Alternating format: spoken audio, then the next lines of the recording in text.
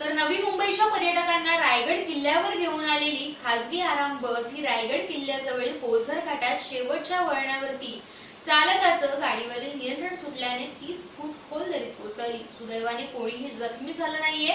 रायगड किल्ला पाहण्यासाठी निघालेल्या बसमध्ये 44 प्रवासी प्रवास करत होते। सुदैवाने या अपघातात कोणीही जखमी झालेलं नाहीये। काही मोजक्या प्रवाशांना मात्र किरकोळ जखमा झाल्याचं सांगण्यात आलंय।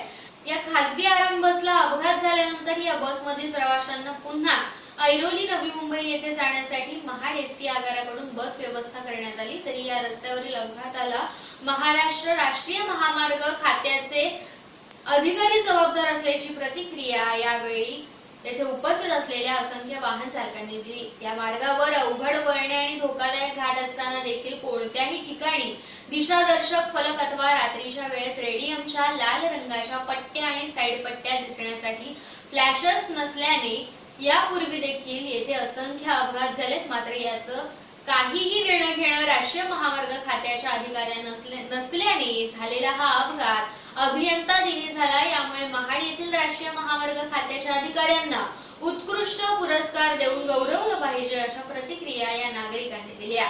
या अपघाताची माहिती मिळताच प्रांत अधिकारी ज्ञानोबा बानापुरे, तहसीलदार महेश शितोळे यांनी तातडीने दखल घेऊन योग्य ती मदत पुरवण्याचं काम केलं।